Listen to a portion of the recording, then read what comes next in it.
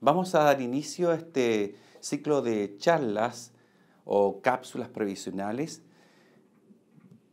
para que podamos entender cómo opera el sistema, cómo operan los sistemas de seguridad social en la vida actual. Debemos ir un poco a la historia. La historia nos va a entregar algunos antecedentes del por qué estamos en esto, por qué la gente está tan partícipe en reclamar sobre los sistemas provisionales, reclamar sobre las pensiones que son bajas, que están mal calculadas, que no hay beneficios, etcétera, etcétera, etcétera. Vamos a tratar de entender también por qué es un tema moderno, es un tema del hombre actual, es un tema del hombre del siglo XX, recién del siglo XX en adelante. Antes esto no existía.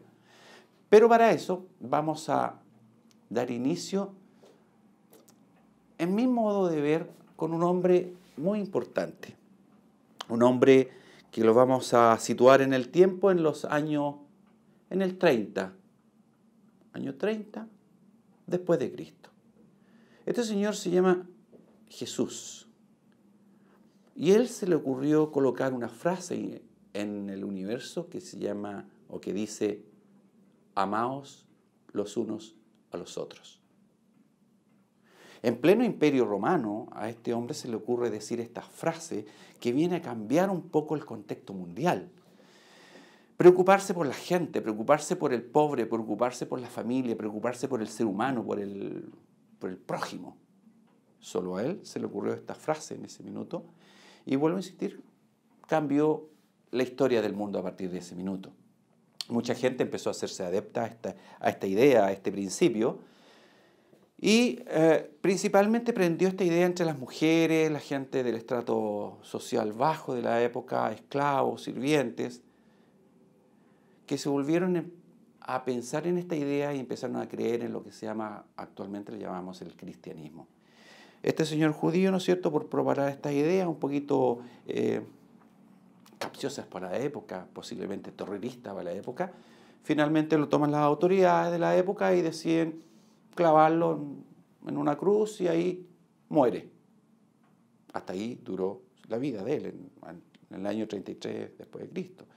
Pero la idea siguió propagándose a través del tiempo y esto hizo que la idea empezara a ascender hacia otros niveles sociales, socioeconómicos de la época.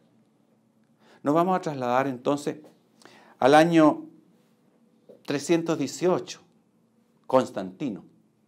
Constantino pasa a ser el primer emperador cristiano de la época. Y por decreto funda, por así llamarlo, funda la iglesia cristiana. Su madre, por otro lado, siendo una mujer creyente también, concurre a los lugares santos y hace las primeras veces de arqueóloga de la época, descubriendo y conociendo dónde había sido la vida de Jesús.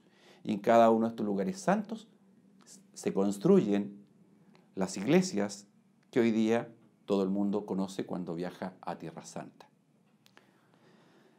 Constantino, en este periodo, en el año 318 y adelante, ¿no es cierto?, vienen los primeros concilios, Concilio de Trento fundamentalmente, vienen a armar este conjunto que vamos a llamar cristianismo, iglesia cristiana, iglesia católica de la época. Se empieza a confeccionar los primeros libros. Se hace una fina selección de todos los libros que había, ¿no es cierto?, para darle cuerpo a esta iglesia, y empieza a aparecer un elemento nuevo que se llama Biblia. Muchos rollos escritos, pero vuelvo a insistir, se empiezan a seleccionar y esto es lo que aparece ahí, la Biblia. El problema es que se crea un matrimonio entre la nobleza y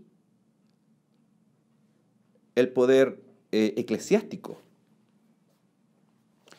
Empieza a tener mucho dominio el poder eclesiástico sobre el poder político y viceversa. Bueno, en el siglo V se acaba el Imperio Romano y comienza lo que vamos a denominar como la Edad Media.